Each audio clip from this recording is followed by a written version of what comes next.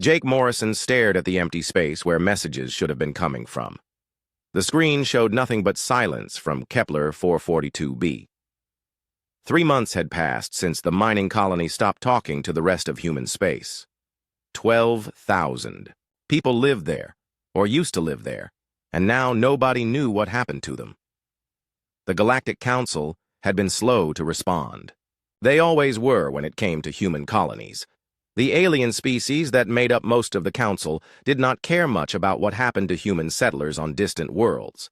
They would form committees and hold meetings and argue about who should pay for rescue missions.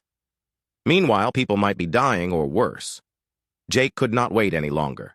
He was a ship captain, and he had seen too many good people lost to bureaucracy and politics. So he gathered his crew and anyone else willing to help. They pooled their money together and bought supplies for their own rescue mission. The ship New Horizon was not the biggest or newest vessel in the fleet, but it was fast and reliable. His crew of 43 volunteers came from all walks of life.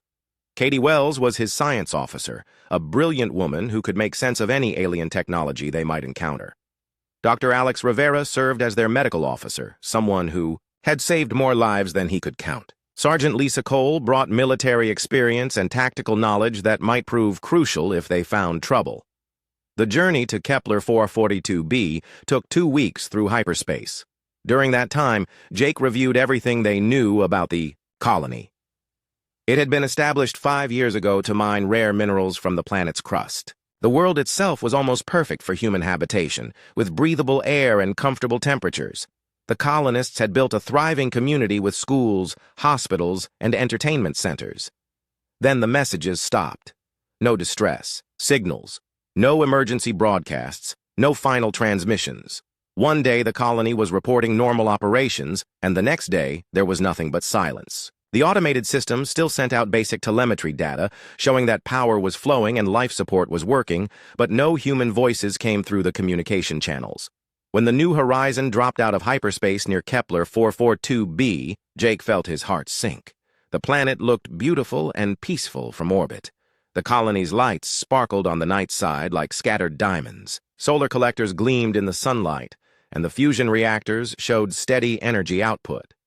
Everything appeared normal from a distance. Katie worked at her station, scanning the planet with every sensor they had. Her face grew more puzzled. As the readings came in, the atmospheric composition was perfect for human life. The colony's environmental systems were functioning properly. The hydroponic farms showed healthy plant growth. But something was very wrong.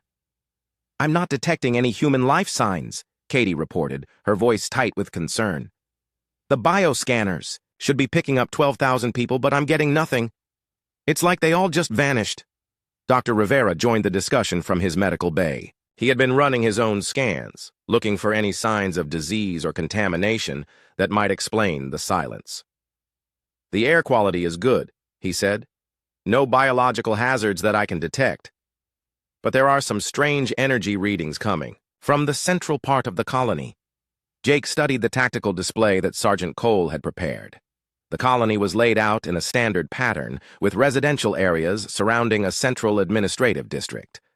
The strange energy readings seemed to be concentrated in the government buildings and the main communications center. "Could be a new technology," Lisa suggested. "Maybe they found something in the mines that they were studying. Could be why they stopped transmitting."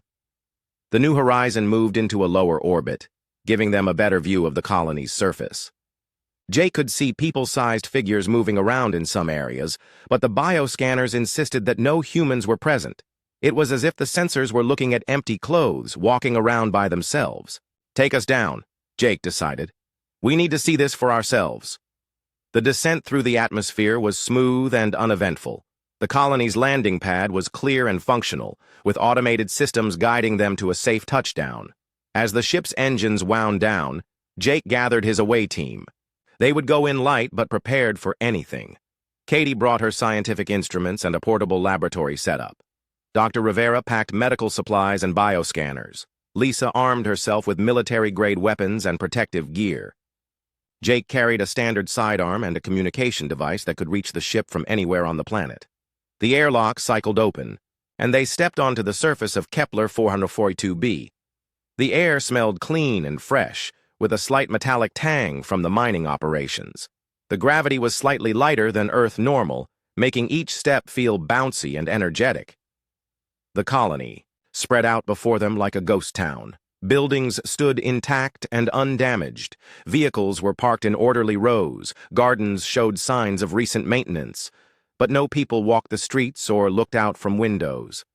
The silence was complete except for the hum of machinery and the whisper of wind through empty spaces. They walked toward the residential district first, hoping to find some clue about what had happened to the colonists. The houses looked lived in, with personal belongings visible through windows. Children's toys lay scattered in yards. Laundry hung on lines as if someone had planned to take it down later. Jake pushed open the door of the nearest house and called out, but no one answered. Inside, the scene was even more disturbing. A meal sat half-eaten on the dining table. The food still fresh. A cup of coffee was still warm. A book lay open as if someone had just set it down to answer the door. "This is impossible," Katie whispered as she took readings with her scanner. "People don't just disappear like this. There should be some trace, some evidence of what happened." They searched house after house, finding the same scene repeated everywhere. Lives interrupted in the middle of ordinary moments, as if everyone had simply stopped existing at the same instant. But their belongings remained, their homes stayed intact, and their world kept turning without them. The central administrative complex loomed ahead, its towers reaching toward the alien sky. The strange energy readings were stronger here, and Jake could see an odd blue glow emanating from the windows of the main building.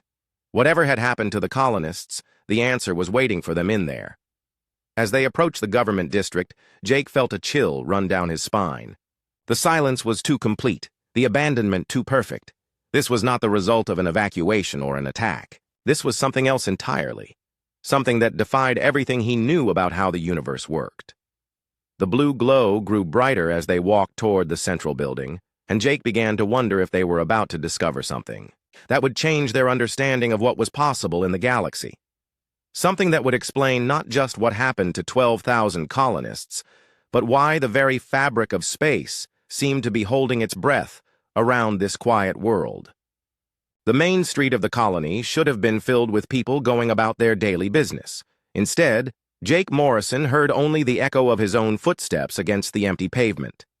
His team spread out in a tactical formation that Lisa, Cole had drilled into them during the journey, but there was nothing to be tactical about. The enemy here was absence itself. Sergeant Cole moved with her weapon ready, her eyes scanning every doorway and window for signs of threat.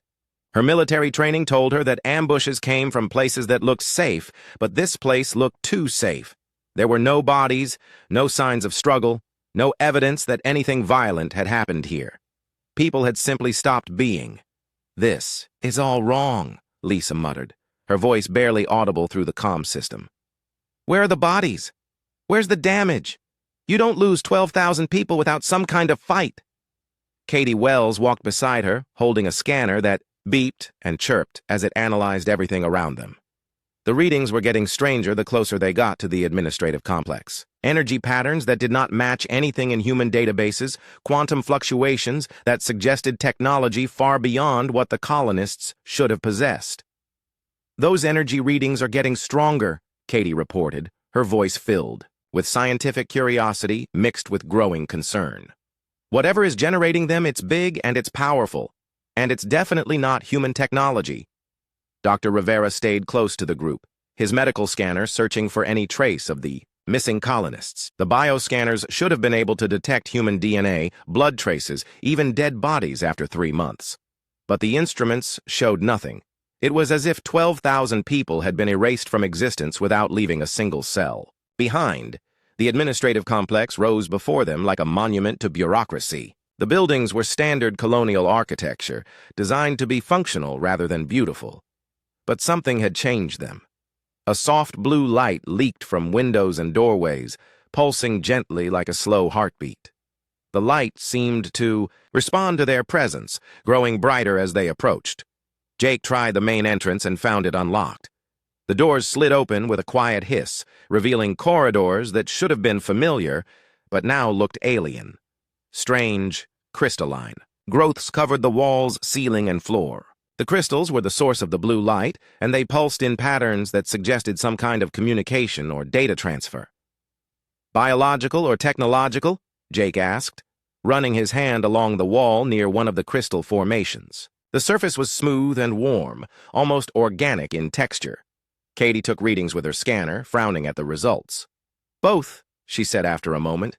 The crystals are definitely alive, but they're also interfacing directly with the building's computer systems. Look at this. She pointed to a section where the crystals had grown around a data terminal, completely enveloping it while somehow maintaining the connection to the colonial network. They're learning, Dr. Rivera added, studying his own readings.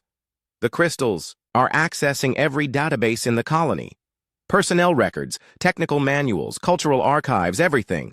It's like they're trying to understand what humans are. The team moved deeper into the building, following the strongest concentration of crystal growth. The formations became denser and more complex as they progressed, creating geometric patterns that hurt to look at directly. The blue light pulsed, faster, and Jake began to feel a strange tingling sensation in his head, as if something was trying to communicate with him telepathically. Lisa kept her weapon ready, but she was not sure what to aim at. The crystals did not seem hostile, just alien and incomprehensible. They covered everything but did not appear to be damaging the underlying structure. Instead, they seemed to be enhancing it, improving the efficiency of the building's systems in ways that human engineers had never imagined. The central conference room had been transformed beyond recognition. What had once been a simple meeting, space with tables and chairs, was now the heart of a vast crystalline organism. The crystal formation had burst through the floor, walls, and ceiling, creating a chamber that existed in more dimensions than Jake's mind could properly process. And within the crystals, perfectly preserved like insects in amber, were the colonists. Hundreds of them were visible in the central chamber, suspended in a substance that looked like liquid light. Their faces were peaceful, their bodies relaxed, as if they were sleeping rather than imprisoned.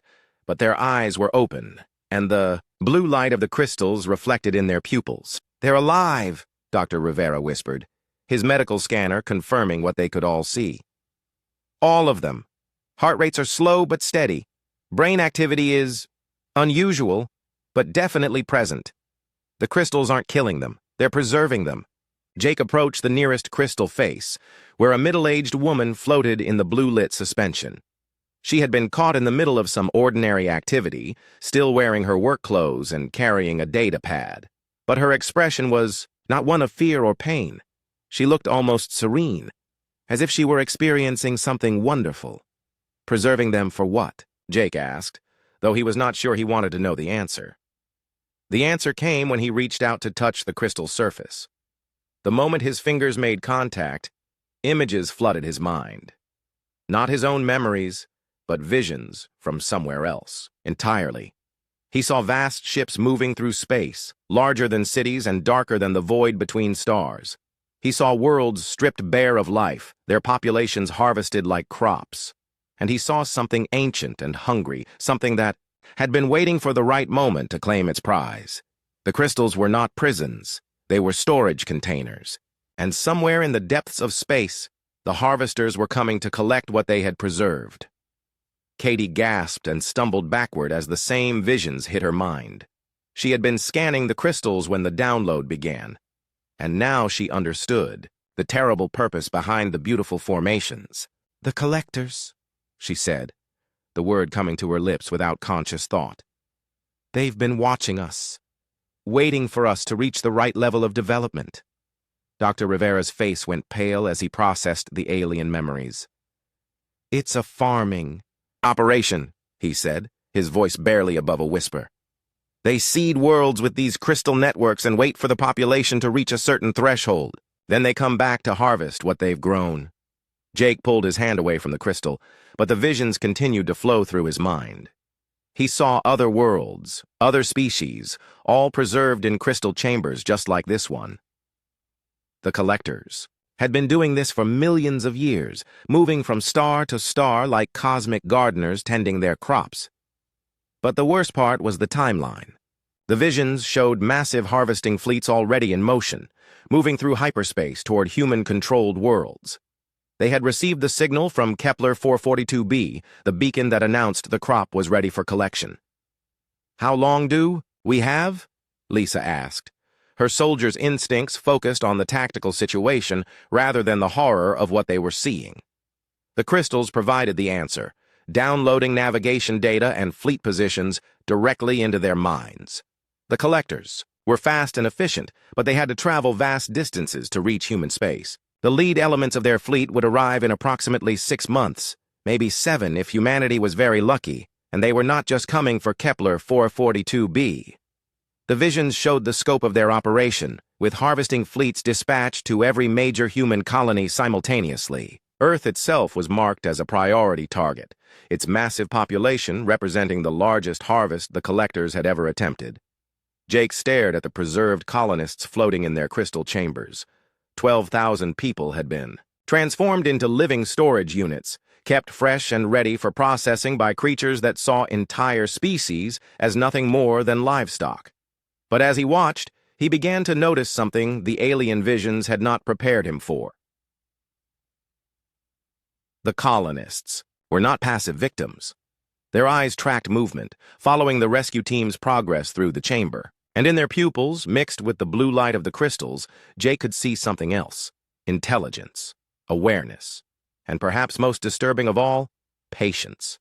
They were not just being preserved, they were learning. And as Jake began to understand the implications of that realization, he wondered if the collectors had made a mistake by underestimating exactly what kind of crop they were trying to harvest. The revelation came in fragments that hurt to understand. Jake Morrison staggered back from the crystalline mass as alien memories settled into his human brain like sharp pieces of broken glass. The visions showed him things that no human mind was designed to process, concepts that existed beyond the 3 dimensions his species had evolved to comprehend. The collectors were older than human civilization by millions of years. They had refined their harvesting techniques across countless worlds and species, turning the cultivation of sentient life into a precise science. Every civilization followed predictable patterns of development, and the collectors had learned to recognize the signs that indicated when a species was ready for harvest. Katie Wells pressed her hands against her temples, trying to make sense of the downloaded knowledge flooding her consciousness. "They've been watching us since we first left Earth," she said, her voice shaking with the weight of understanding. "Every colony ship, every expansion into new systems, every technological breakthrough. We've been under observation our entire time as a spacefaring species. The Crystal Network had been monitoring human development for decades. The formations appeared naturally on worlds with the right conditions, but they were anything but natural. They were surveillance devices, data collection points that recorded everything about human behavior, culture, technology, and biology. And when a colony reached the predetermined population threshold, the crystals activated their preservation protocols. Dr. Rivera worked frantically at his medical scanner, trying to understand how the colonists could be kept alive in their crystal chambers. The technology was beyond anything in human science, operating on principles that seemed to bend the laws of physics. "The preservation process is reversible," he reported, though his voice carried little confidence. "But we would need to understand the technology completely before attempting any kind of extraction." Lisa Cole studied the tactical implications of what they had learned. Her military training helped her focus on practical concerns, while the others struggled with the philosophical horror of humanity's situation. "The harvesting fleets are already in motion," she said, reading data from the alien download. 6 months until they reach the outer colonies, maybe 7 months before they hit the core worlds. The scope of the operation was staggering. The collectors had dispatched massive fleets to every major human settlement simultaneously. Earth, Mars, the industrial complexes of the asteroid belt, the agricultural worlds of the outer rim, all were targeted for harvesting at the same time. It was a coordinated assault designed to prevent any human resistance or evacuation. But the most disturbing aspect of the collector strategy was its casual efficiency. They did not see humans as enemies to be defeated or conquered. They saw them as livestock to be processed. The crystal preservation system was designed to keep the harvested population alive and fresh during transport, maintaining their biological integrity until they could be delivered to their final destination. Jake forced himself to study the visions more carefully, trying to understand what the collectors planned to do with their human harvest. The answer made him sick. Humans were destined to become a luxury food source for wealthy collector nobles prized for their complex emotional responses and advanced nervous systems. The preservation process was designed to maintain those qualities until consumption. "We have to warn Earth," Jake said, but even as he spoke, he realized the futility of it. Human space was vast, and communication between distant colonies could take weeks or months. By the time warning signals reached the core worlds, the collectors would already be in position. Katie was studying the crystal formations with growing excitement despite the horror of their situation. "Wait," she said, her scientific mind finding patterns in the alien technology. "These crystals aren't just preservation devices, they're also learning systems. The colonists have been interfacing with collector knowledge for 3 months. The implications hit Jake like a physical blow. The preserved humans were not passive victims waiting for rescue. They were students, absorbing millions of years of advanced alien knowledge directly into their consciousness.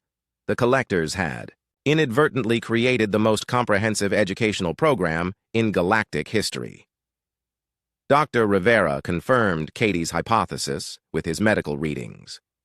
"Brain activity levels are off the charts," he reported. "The colonists' neural patterns show massive expansion and reorganization. They're not just learning about collector technology. They're understanding it at a fundamental level that took the original species millennia to develop." The crystal network pulsed with increasing intensity as the away team's presence activated dormant systems throughout the colony. Manufacturing centers that had been shut down for months suddenly roared to life. Automated construction systems began producing devices that no human had ever designed, working from blueprints stored in the crystalline database. Lisa watched through the building's windows as the colony transformed around them. "They're building something," she observed, her tactical instincts recognizing the organized activity of a major construction project. "The entire colony is turning into a production facility." The devices being manufactured were clearly weapons, but they operated on principles that human science had never imagined.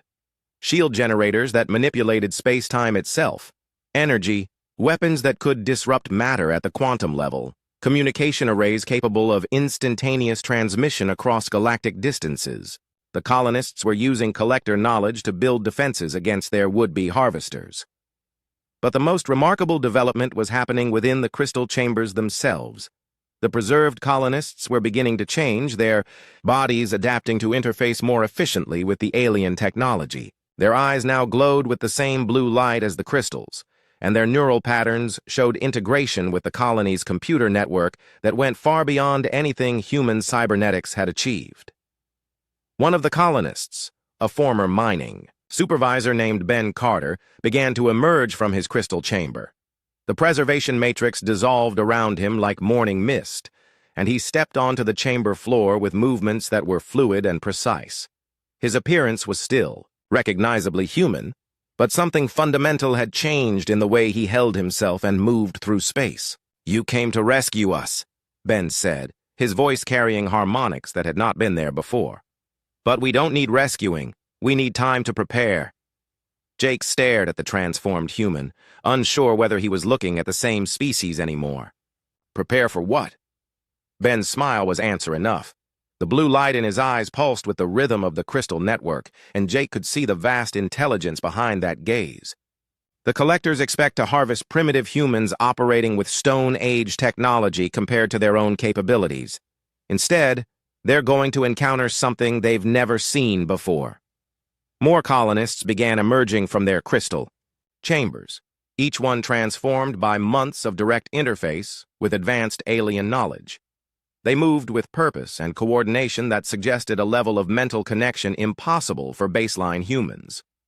They were still recognizably the people who had lived and worked on Kepler 442b, but they had become something more. Katie's scanner readings confirmed what Jake could see with his own eyes. "They're not just enhanced," she whispered. "They're networked.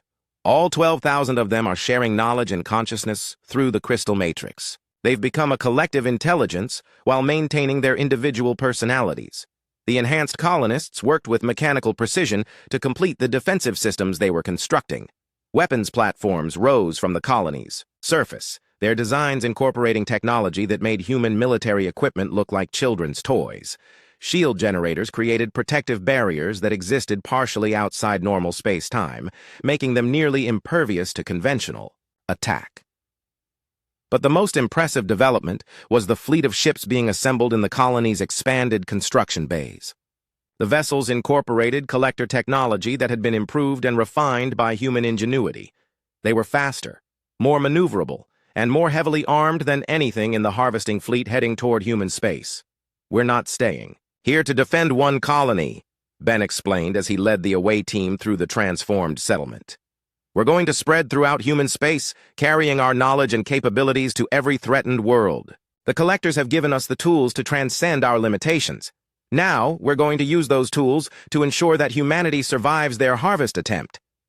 Jake realized that the distress signal from Kepler 442b had brought him to witness something unprecedented in galactic history. For the first time in millions of years, a species targeted for harvesting had turned the collector's own technology against them.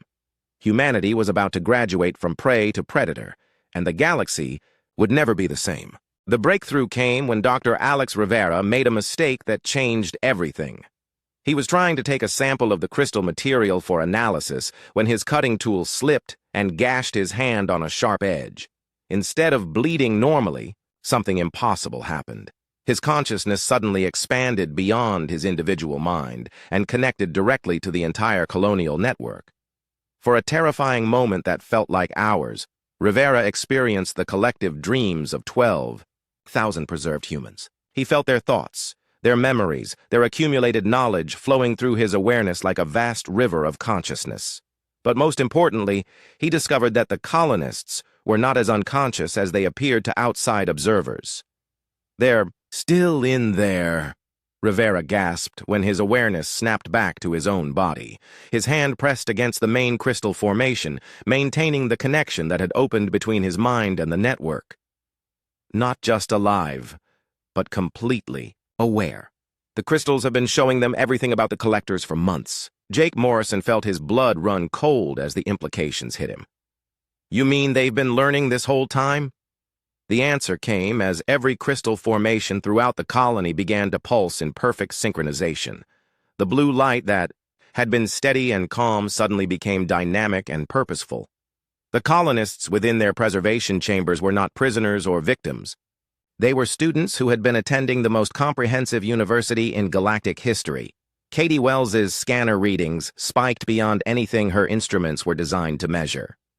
"The network is activating something massive," she reported, watching as energy levels throughout the colony increased exponentially. "It's like the entire settlement is becoming one giant machine." The transformation had begun weeks ago, but it accelerated now that the network had detected the presence of unenhanced humans. Manufacturing systems that had been dormant since the crystal formations first appeared suddenly roared to life with purpose and direction. Automated construction drones emerged from hidden bays and began assembling technologies that no human mind had ever conceived. Lisa Cole watched through the windows as the colony's skyline changed before her eyes.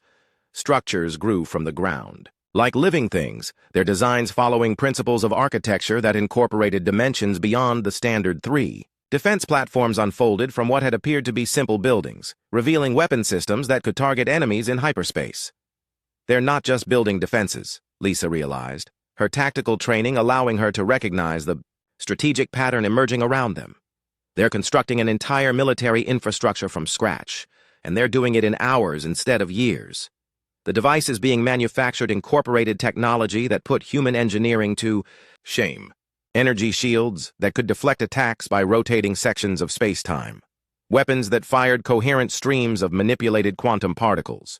Communication arrays that created instantaneous connections across galactic distances by folding space around their signals. But the most remarkable development was happening to the colonists themselves. As Dr. Rivera maintained his connection to the crystal network, he began to understand that the preservation process had been designed to do much more than simply keep humans alive. It had been systematically upgrading their biological and mental capabilities to interface with advanced alien technology. "The collectors made a critical error," Rivera explained, his voice now carrying some of the harmonic qualities that marked enhanced humans. They assumed that exposing us to their knowledge would make us more compliant, easier to process and consume. Instead, they gave us the tools to transcend our evolutionary limitations. The first colonists began emerging from their crystal chambers in greater numbers. Each one moved with fluid grace that suggested perfect integration between human intuition and alien precision. Their eyes glowed with the blue light of the network, but their personalities remained distinctly individual even as they shared collective knowledge and purpose. Ben Carter, the former mining supervisor who had been among the first to emerge, served as spokesperson for the collective. His transformation was more advanced than the others, allowing him to communicate effectively with unenhanced humans while maintaining full access to the network's capabilities. We learned something the collectors never expected, Carter explained as he led the away team through the transformed colony. They've been farming civilizations for millions of years, but they've never encountered a species that thrives on adaptation and innovation. Every challenge we face becomes an opportunity to grow stronger. The enhanced colonists had spent 3 months absorbing not just collector technology, but the entire historical database of their civilization. They understood the harvesting process from beginning to end, knew the capabilities and limitations of the approaching fleets, and had identified weaknesses in collector systems that the aliens themselves had never recognized. Jake watched in amazement as construction drones assembled a starship in the colony's expanded shipyard. The vessel incorporated design principles from dozens of harvested civilizations, combined with human engineering insights that made it superior to anything. In the collector fleet, it was beautiful and deadly, a perfect fusion of art and warfare. The other harvesting fleets are still out there, Jake pointed out, struggling to comprehend the scope of what the colonists were attempting. Hundreds of ships heading for every human world in known space. Even with this technology, 12,000 people can't defend an entire civilization. Carter's smile carried alien geometries that human facial muscles should not have been able to achieve. "We're not staying here to defend just one colony," he said. "We're going to spread throughout human space, carrying our knowledge and capabilities to every threatened world." The crystal formations throughout the colony began to glow with increasing intensity as the enhanced colonists prepared for their next phase of development. But this time, instead of preserving and educating, the crystals were preparing to propagate. Seeds of the network would be carried aboard the newly constructed ships to every human settlement in the galaxy. Katie's instruments detected the energy buildup as the crystal seeds prepared for deployment. "They're going to seed the entire human sphere with this technology," she breathed. "Every world, every station, every ship will have access to enhanced capabilities." Dr. Rivera, still connected to the network through his crystal-enhanced blood, began to understand the full scope of the plan. "It's not just about defense," he reported. "The colonists are going to upgrade every human they encounter. The collectors expect to harvest primitive humans, but they're going to face an entire species that has been enhanced beyond their own technological level." The implications were staggering. Within months, potentially every human in known space would have access to technology that made them superior to their would-be harvesters. The collectors had inadvertently triggered the next phase of human evolution, transforming their prey into something more dangerous than they could imagine. But the most remarkable aspect of the transformation was that the enhanced humans retained their humanity. They were still recognizably the same people who had lived and worked on Kepler 442b before the crystals arrived. Their personalities, relationships, and individual quirks remained intact even as their capabilities expanded beyond normal human limitations. "We're still us," Carter assured Jake, sensing his unspoken concerns. "The network enhances what we are, rather than replacing it. We're humans who happen to have access to technologies that most species take millions of years to develop." As the enhanced colonists prepared to launch their fleet of advanced vessels, Jake began to understand that he had witnessed something unprecedented in galactic history. The collectors had made the ultimate predator's mistake. They had taught their prey how to fight back. And humanity was about to demonstrate why underestimating a species known for turning impossible odds into routine victories was the last mistake their enemies would ever make. The collector fleet arrived at Kepler 442b expecting to find a crystallized human colony ready for processing and transport. Their massive harvesting ships dropped out of hyperspace with the casual confidence of predators who had never encountered meaningful resistance. Each vessel was the size of a small city, designed to process entire planetary populations with mechanical efficiency. Captain Jake Morrison watched the battle unfold from the bridge of the New Horizon, which had been enhanced with crystal-based technology during their stay at the transformed colony. The Collector's approach followed patterns that had remained unchanged for millions of years. Deploy the fleet in harvesting formation, establish orbital supremacy, begin systematic collection of the preserved population. Instead, they encountered something that shattered their understanding of how the universe worked. The enhanced human vessels that rose to meet them seemed to violate several fundamental laws of physics. They flickered in and out of normal space-time, appearing behind collector ships that should have been impossible to approach undetected. Their weapons fired coherent streams of manipulated reality that passed through collector shields as if they were made of paper. "How is this possible?" Katie Wells whispered from her enhanced sensor station. Her consciousness was now partially integrated with the ship's systems, allowing her to process information at superhuman speeds. The tactical display showed collector vessels that had dominated space for millions of years being torn apart by weapons they could not understand or counter. The answer came from Ben Carter, whose image appeared on the New Horizon's main screen. His crystal-enhanced features remained calm despite the chaos of battle raging around them. The blue light in his eyes pulsed with the rhythm of shared consciousness that connected all enhanced humans across the expanding network. "We learned something the collectors never expected," Carter explained, his voice carrying harmonics that suggested vast depths of understanding. "They've been farming civilizations for so long that they forgot what it means to face a species that adapts instead of accepting defeat. Every piece of technology they showed us, we improved." The battle was unlike anything in recorded galactic history. The collectors had brought overwhelming force, confident that their technological superiority would make resistance futile. Their harvesting ships carried weapons that could crack planets and shields that had never been penetrated by any known technology. But they were facing enemies who understood their capabilities better than they understood themselves. Enhanced. Human ships moved through space like living things, their crystal-enhanced pilots thinking at quantum processing speeds. They anticipated collector tactics before the aliens could implement them, countered weapons before they could be fired, and exploited weaknesses that had never been discovered in millions of years of successful harvesting campaigns. Jake watched as a collector dreadnought, a vessel that had participated in the harvesting of hundreds of civilizations, found itself surrounded by smaller human ships that seemed to exist in multiple dimensions simultaneously. The alien vessel's massive weapons fired continuously, but their targets simply were not there when the energy beams arrived. The collectors built their entire civilization around the assumption that they would always be the most advanced species in any encounter, Dr. Rivera explained from his position at the medical station. His enhanced consciousness could perceive the battle on levels that unaugmented humans could barely comprehend.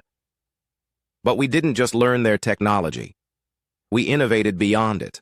The enhanced colonists had spent 3 months not just absorbing collector knowledge, but understanding the fundamental principles behind